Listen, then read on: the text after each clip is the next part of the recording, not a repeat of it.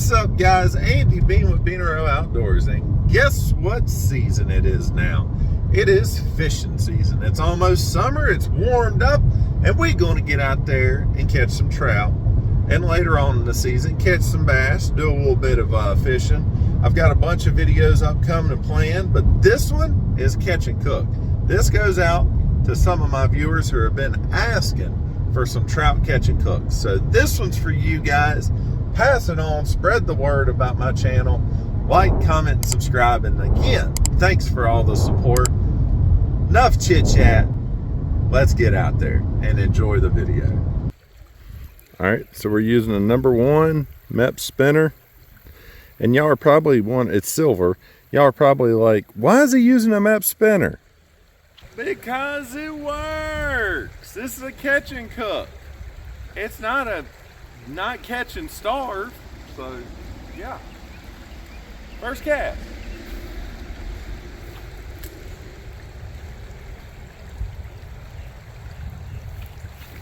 That's why I am not endorsed by MEPS, but MEPS, if you are listening, we could be friends.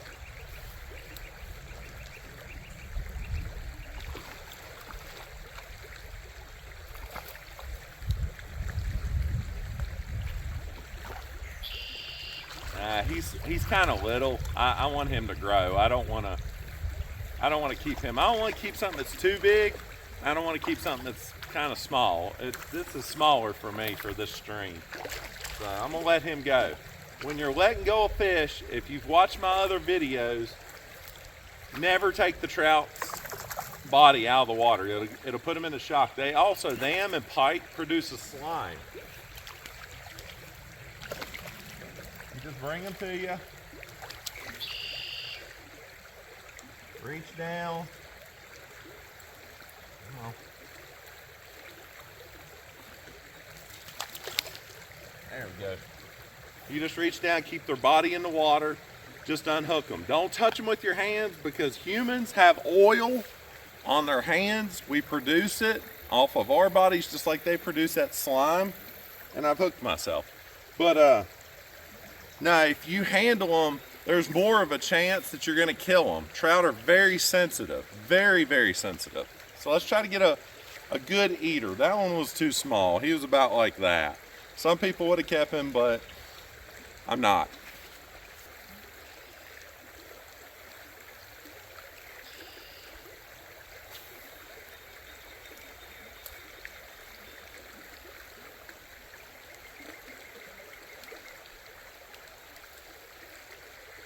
Oh, he's swimming right at me.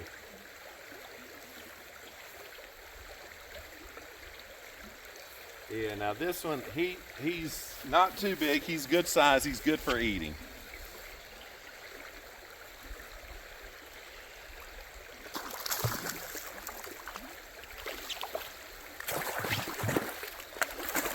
All right, I don't have a net, so I've got a little bank right here. It goes into the water. Just gonna slide them up on here, right there.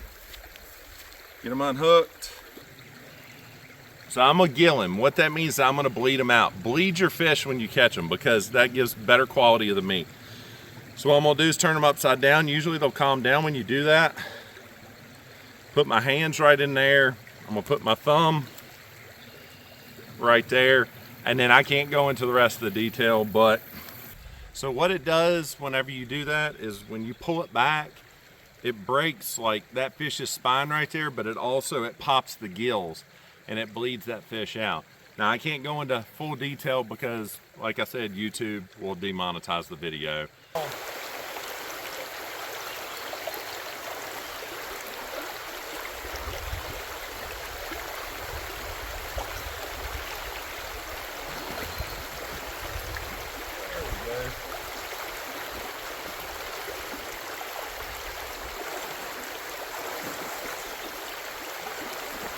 Oh, that's a good eater.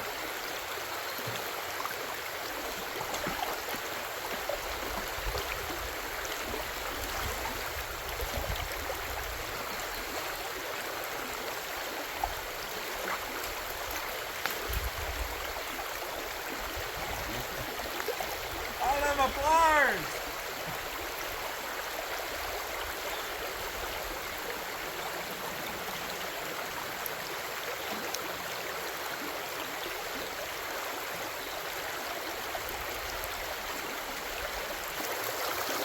let's get in the kitchen. Alrighty, so what we're gonna have is a spicy crusted trout fillet. And I've just kind of thought of this, and also I got to thinking about it. You could do like chicken or turkey this way too, but it's just, I'm always thinking of new things I can cook. So let's get into it, and I'm gonna show you how I do it. Alrighty, so we're gonna add some cornflakes, probably about 4 cups worth. Then we got some grated parmesan. We're gonna add it in here, about a whole cup. Onion powder. Then some cayenne pepper. I'm going to use that for the little bit of the spiciness and the kick. I'm not going to put a ton in there, but I am going to give it a little bit of kick. Also some ground paprika. Some garlic powder, because everything needs garlic. I wanted to add that I'm using like a blender, like a Ninja food processor. You could put this all inside of a Ziploc bag and it would work exactly the same. And you just crush it up in the Ziploc bag. So you got this ground down pretty good to a good consistency for your breading. And I'm just going to put it in there. So what I like to do, I always like to wash off my fillets because it is fresh water. Now salt water, do not wash your fillets with fresh water because it'll decompose and it'll make it break down quicker, and you want to keep the quality of the meat. So I've got my nice little, I took the pin bones out, but my trout fillet, gonna put it down here in this egg bath or egg wash.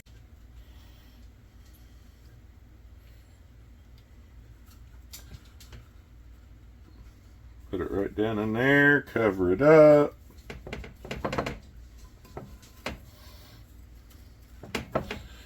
Now I'm going to let it sit in that just for a little bit so it really gets good and coated and that egg really sucks it in. Plus I'm going to wash off my hands.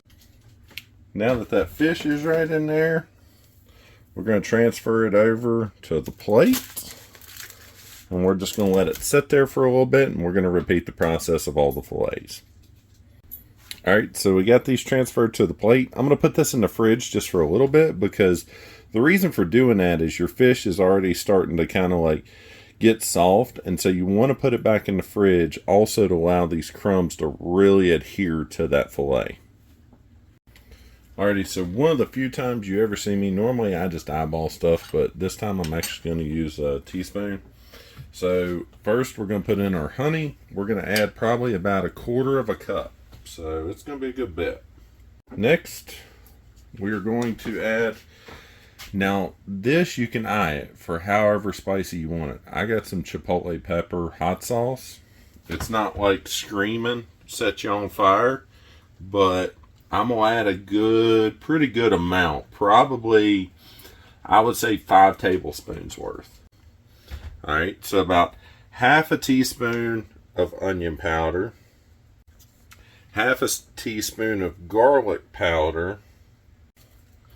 And this is where I'm using my actual spoon, because I don't want to dump it out, but about 1/2 teaspoon of the cayenne pepper. And we're just going to stir this up and add it all together.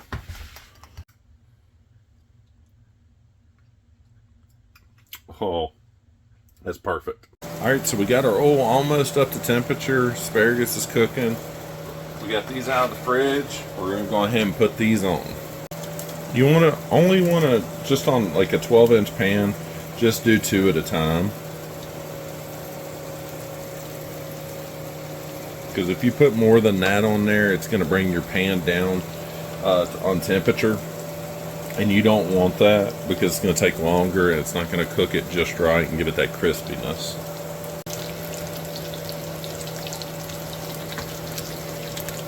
Alrighty, so flip it. Alright, so these are just right. I'm actually going to zoom out here just a little bit. And we're going to put them on a pan.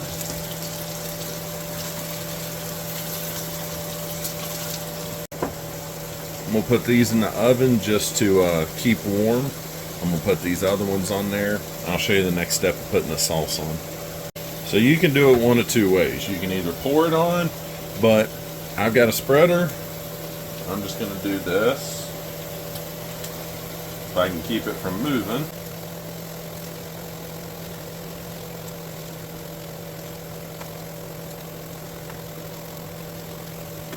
Take this, put it back in the oven to let this soak down and let those crumbs absorb it.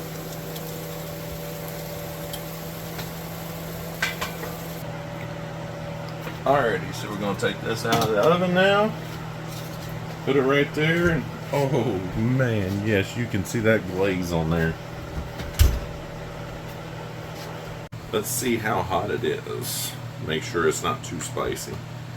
Like I said, this is the first time I've ever made this. I just thought about it, tried it out.